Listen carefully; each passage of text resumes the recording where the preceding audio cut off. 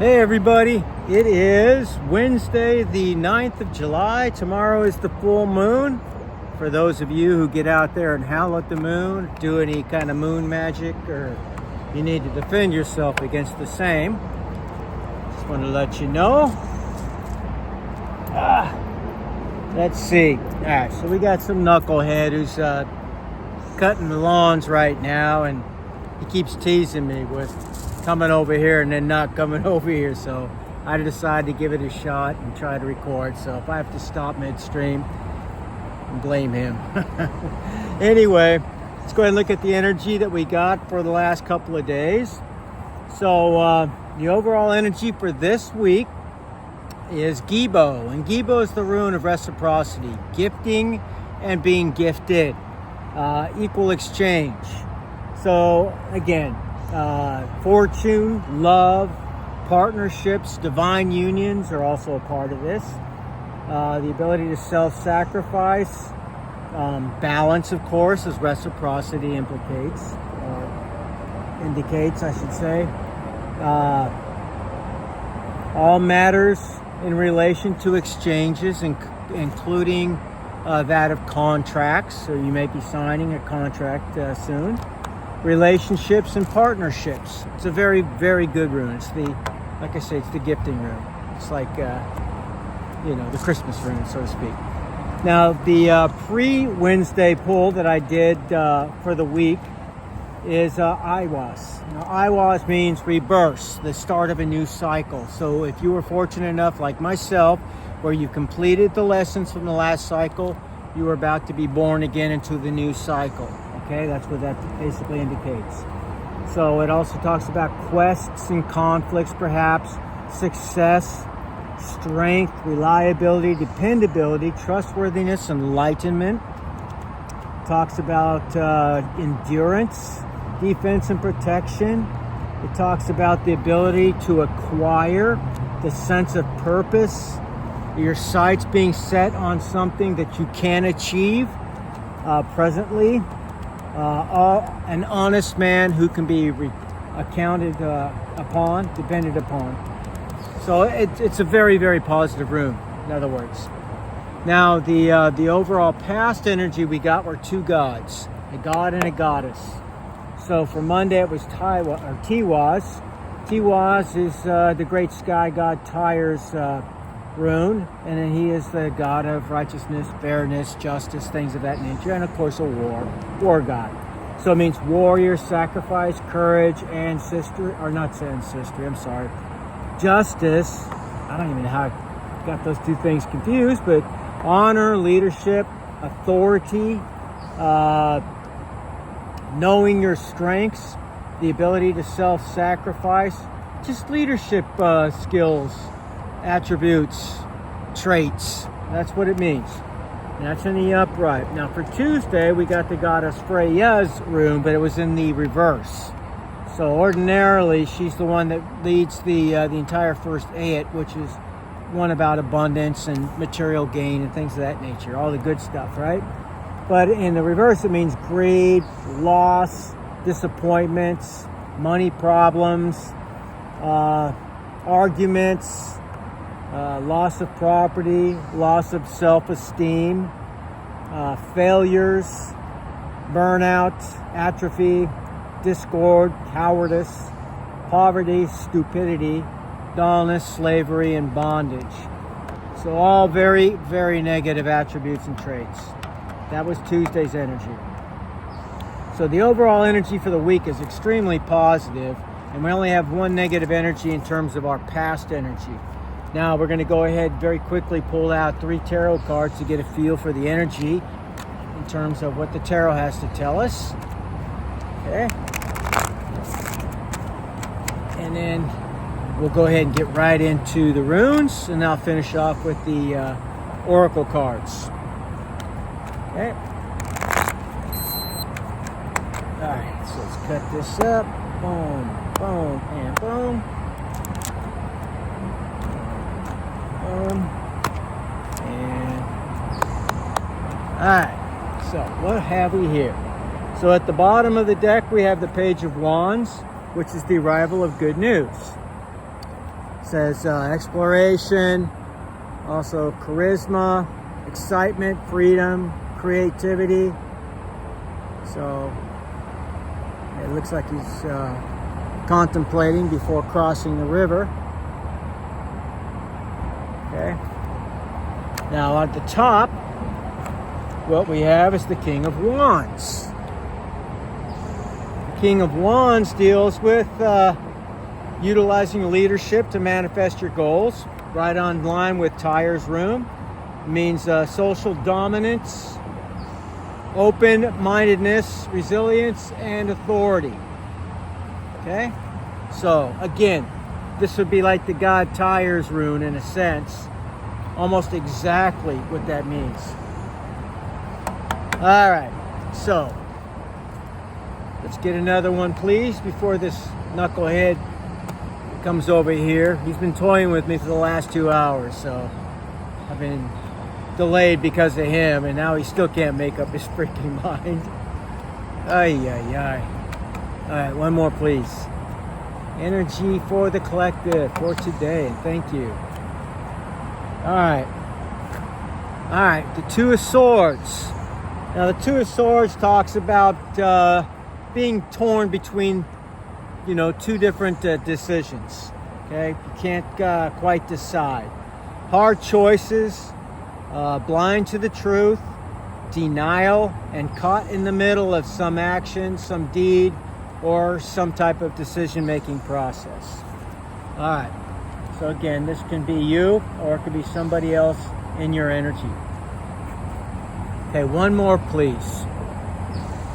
So, again, this can have a lot to do. So far, we have the god Tyre's rune, Tiwaz, and in a sense, we have the reversal of Fehu in the Two of Swords. The confusion and so on and so forth. All right, one more, please. One more, please, for the collective, and thank you. One more rune for the, or tarot card for the collective for today. Overall energy for today, and thank you. One more, please. All right. Okay. Three of Cups. It usually speaks of celebration. Talks about joy, reunions, socializing, friendships, parties, and groups. Sounds good to me. I used to have parties at my house all the time, but it's been a while. It's been a minute. I've cleaned up my my act over the last couple of years, so I don't do much anymore. I still like to socialize. I still smoke a little pot every once in a while. I think it's an awesome, awesome herb. I think God gave it to us for many very positive reasons. However, it can be overutilized and abused like anything else. Okay? So, with that being said, we have two very positive and one neutral card. Again, very similar to what we got with the runes. Now, let's quickly pull the runes before this knucklehead makes me come over there and throw him out of his freaking lawnmower. All right. Peace. Oh, these guys. All right. Overall, Odin.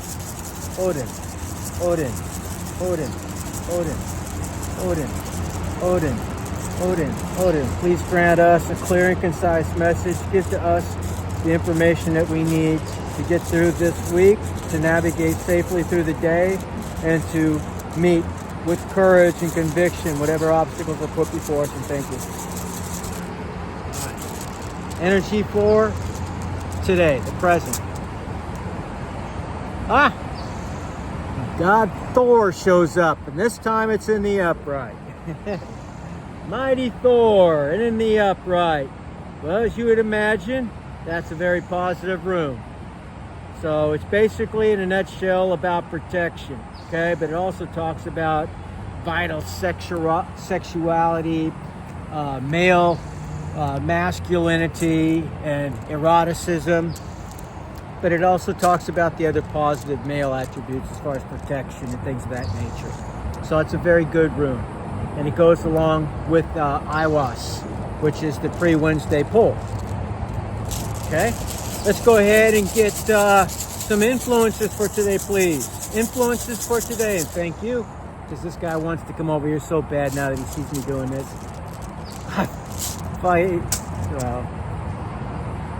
Good. And it looks like we have Odin showing up today too. Father and Son.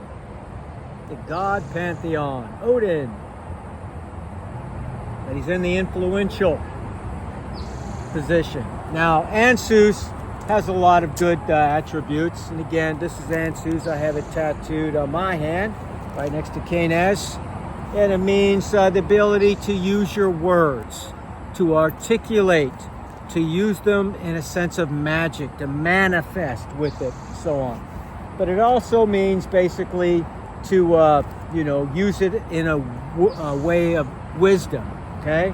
To give good and sound advice, to act as an inspiration to others, and so on. So it's a very positive room in terms of communication. Can I get another influence, please, from my collective? Another influence before the knucklehead gets his ass whipped. Thank you. Yeah, you better turn it off. Oh, there he goes. Fires it right back up. Okay. All right, he's declared war. All right, Manas, and it's in the upright. This is the letter M in their alphabet. Manas. Okay? All right, so what does Manas mean? Well, Manas means basically that we're talking about man, mankind, humanity, and so on. Anything dealing with, humans in general, and all that implies. Altruism, always seeing that utopic type of idea when you're talking about humanity. It's not very, it's not realistic in our day and age, but it is something that, I too would like to aspire to see happen in our lifetime. It means the self as well as others, okay? It talks about modesty, friends and enemies.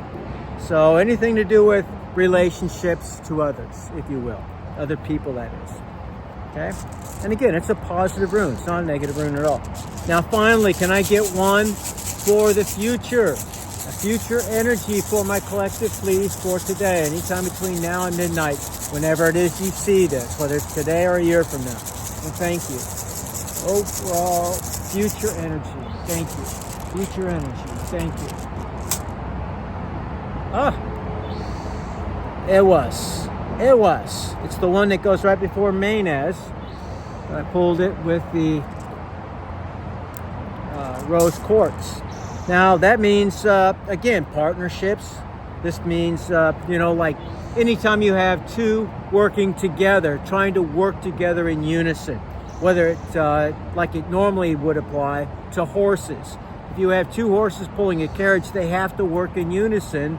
If they're out of rhythm or anything like that, it's going to produce quite a uncomfortable ride, to say the least. Or the partnership between a rider and a horse. If you're not riding properly, you're not standing up on those, those bridles and so on, or the stirrups. I can't remember. Stirrups, yeah. Then you're going to have one hell of a sore ride. If you're a guy, you're probably going to be sterile by the end of the ride. But anyway, it means trust in the other as well. Loyalty, cooperation, anything dealing with forward momentum, progress, or motion, okay? So again, these are all positive runes about moving forward, about being protective in your journey and so on, working together with others, working together with other humans, if you will, or in cooperation with something else, okay? All right, so those are the runes. Now let's go ahead and quickly get a hidden truth oracle before this guy comes over here and you'll have to witness me committing a crime. All right, very quickly. Can I get 2 hidden oracle cards, please? 2 hidden oracle cards. Okay, 1, 2, 3. 2, 3. 1, 2, 3. One more. 2, 3. All right, and thank you. All right. I regret lying to you. Well, the moral of the story is, don't lie, ever. Tell the truth and you won't have to worry about that, right? All right, well, somebody who was dishonest with you says that they regret it. You'll have to decide whether you believe that or not, and whether you are going to forgive them or not. Now, we are mandated to forgive in most religious belief systems, but we're also mandated to be wise, right? You're not going to forgive somebody who you know absolutely is not sorry for what they've done, and it'd be foolish of you to do so. You can forgive them for your sake. That doesn't mean you forgive what they have done and the fact that they are not repentant of that, okay? You just move on. You forgive them so that you can be clear of all of their karmic debt and so on, and any connection to it. All right, next card. You came closer than anyone, okay? So somebody feels that you touched them in a way that nobody else has, presumably. And I'm very skeptical on these because, again, this is basically hitting very close to home for me personally. I know exactly who this is talking about. So, in fact, it's talking about more than one person in my life, and I know that with a certainty. I've pulled these for myself many times over the last couple of years, so I know. All right, let's see what love is. And I hope that you're not going through that too, because it's a miserable place to be betrayed by those who are closest to you, and that you never had done anything wrong to, really. You may not have been perfect, none of us are, but you did nothing wrong to them to warrant the kind of behavior that, you know, they chose to give to you. Simply because you were kind to them, they took it as weakness. And kindness is not weakness in a world that is cruel. It's the absolute badassery. If you can be kind, even though you have the ability not to be kind and to wreak havoc, in fact, and yet you choose to be kind anyways, even when somebody hasn't been kind to you, you have shown a tremendous amount of discipline, and yes, something worthy of being called truly a warrior. A warrior doesn't go out there and just start ripping heads off. That's not a warrior. That's a friggin', a person who's drunk on power, a bully, if you will. And bullies are typically cowards, not the other way around. Somebody can restrain themselves until it's time not to be restrained. That is a warrior. That's what we are all shooting to be. That's what I'm shooting to be, definitely. Not to be driven into some type of argumentation or some type of fight unless I see that indeed those limits that are within my own implied boundaries have been stepped over one too many times. And then it's time not to be nice anymore. Or it's what Patrick Swayze said in Roadhouse: be nice till it's time not to be nice, right? So, rest in peace, Mr. Swayze.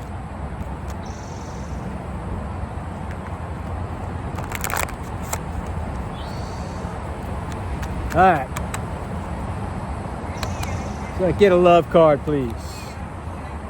Soulmates. All right, well, maybe there's a soulmate coming back into your life. Now, soulmates aren't always just, people that are lovers and so on. They can be siblings. They can be a mom or a dad, an uncle, an aunt, or best friend. But, of course, it could be a lover, too. It's rare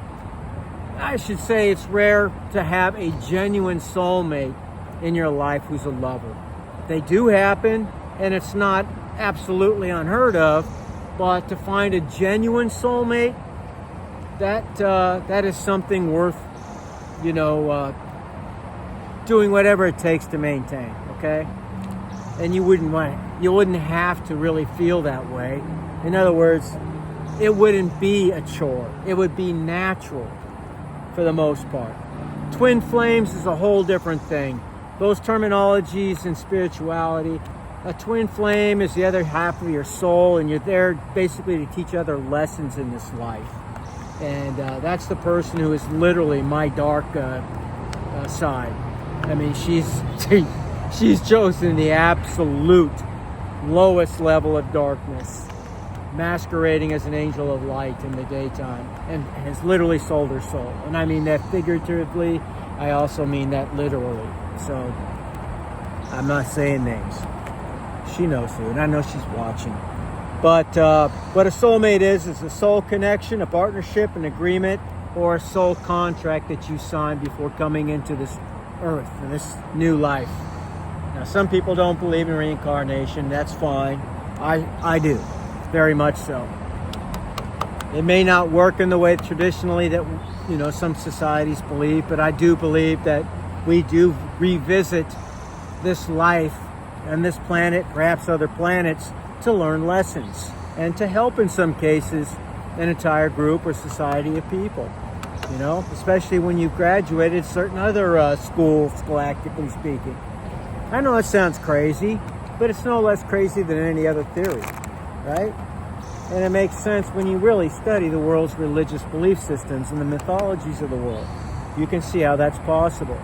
We do have a soul that lives forever. I mean, forever and ever and ever. Some of us are exceptionally old souls where we've been in this world many, many times in the past. And some of us are working diligently to throw down ancient curses, basically, for lack of a better way of putting it, amongst our kin, our bloodlines and so on. I know that I am, and I presume some of you are doing the same. So, at some future point, when I get settled again, I'm going to do some individual readings for people too, for those who are interested. I'm not willing to do that now. I really don't have the ability. I'm, quite a ways from my vehicle, and these readings, a lot of times, they take up a lot of the energy from my phone. So I don't really have the ability to be able to do that, unfortunately. Not now. However, soon. Okay, one more, please. For my collective, one more card for love, and thank you. The butterfly. Again, says relationship evolving to the next phase. Healing the inner child and growth. So those are very excellent cards, and they go hand in hand with one another. That would be Freya in the upright, but it does speak about Gibo. It talks about divine unions and so on, which is what this talks about. This also implies the same. So it's very good, very good. I love it when these things are very cohesive and they come together. Now let's see what kind of a spirit animal wants to come forward and give us some edification. Okay. All right, so justification. All right, so let's see what we got here.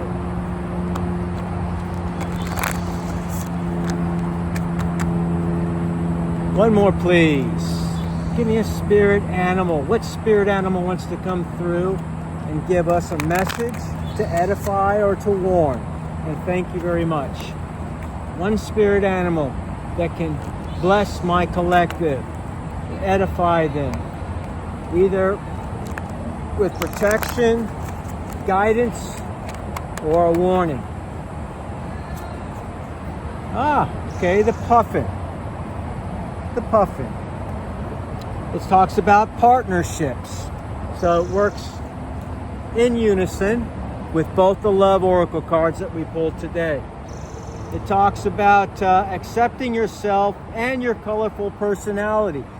You know what? I know I've said this in the past, but if this is your first time here, I want to edify you with the information that I gathered over my lifetime. I've been a teacher for the last 15 years in my industry as a trades college. Before that, I was a teacher in armed security forces. Before that, I was a teacher in many different subjects in the Marine Corps. So I've been a teacher everywhere I've gone so far. Now, one of the things I've learned is that everybody believes that love is the most powerful vibration, resonance, or frequency in the universe, and that's not correct. The most powerful resonance and frequency that we know of as of right now is authenticity. And it makes sense when you think about it.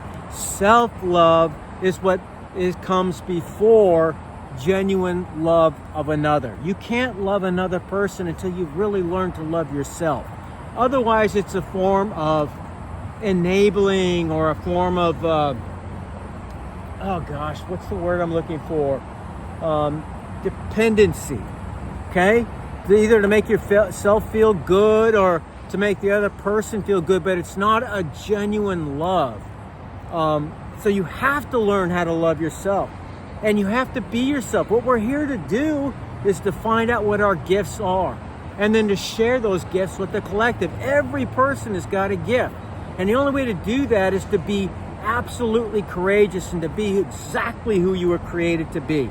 Not what anybody and everybody else tells you you're supposed to be, but what you yourself have decided through your many observations, going within many times, meditation, prayer, fasting, and everything else. Then you will find out exactly what you're here to do. Part of what I am here to do is to teach. I use my words. I use my throat chakra in the form of singing. I'm not a good singer, but I'm good with my words.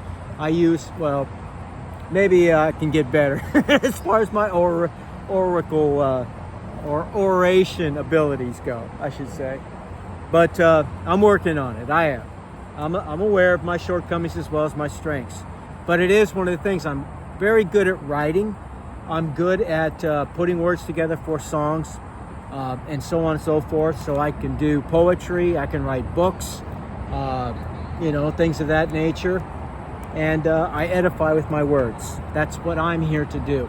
Now, everybody out there is going to have a different thing. Whether you're a musician, whether you can be a seamstress or a cook, you can either build or you can repair with your hands. All of these things are gifts that you have gotten from above. Whatever it is that inspires you, regardless of what you're doing for a job. 99.9% of us are not doing in our jobs what we are literally put here to do.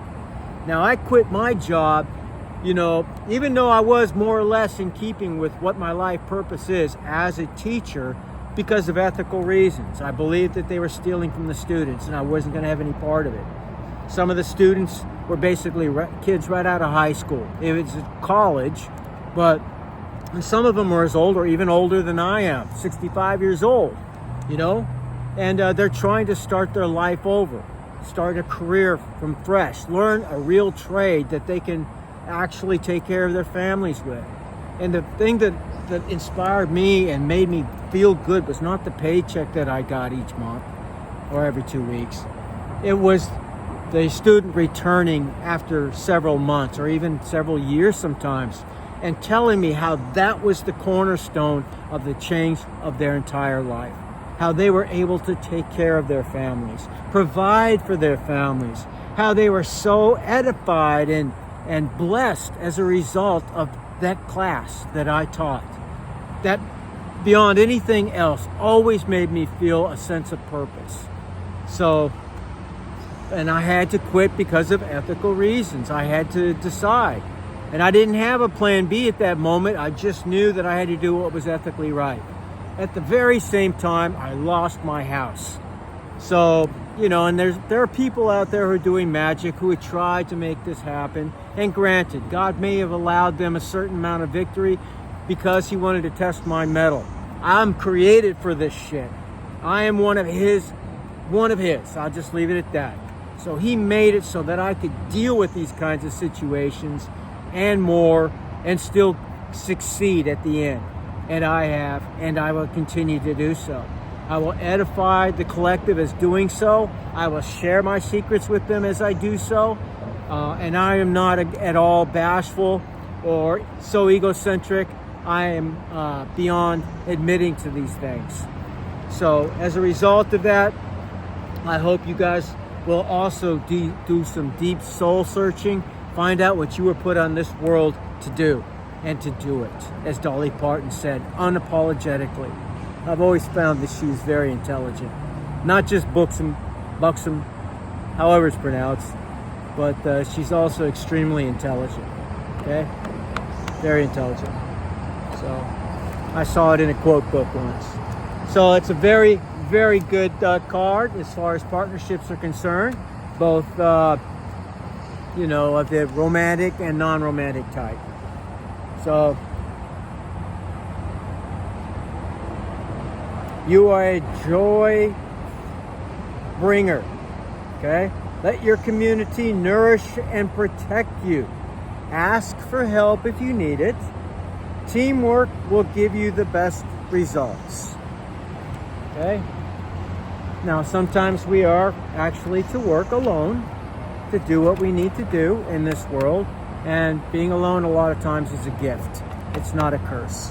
It allows us the time to reflect in peace, to go within, to seek advice, to nourish our souls, okay? Think of it that way, and it's not so much a punishment, and it will actually edify you. All right, you guys. So very, very good information all the way around. Again, we're still seeing more and more, it seems like that, about partnerships, and very likely a soulmate, whether it's as a soulmate, you know, of a romantic type or that of a platonic type. They're soon to be coming in for you, and be wise, because we've also been warned several times over the last month that there's others coming in, possibly wolves in sheep's clothing. So your intuition may also being tested right now, and that's how that's how we, if you will, build up that particular gift. And it is a gift. To become intuitive to a certain level becomes, you know, extrasensory perception. You're able to read things before they actually happen, to see your fate before it happens and the fate of others. Destiny, if you will, unfolds before your very eyes. And there's many of the clairs that come up. Clairsentience and clairvoyance and many other things, of course, are also gifts that are added on to us as we proceed and continue to grow on our spiritual journeys. So if these are things that interest you, things that you desire, continue on with your soul journey.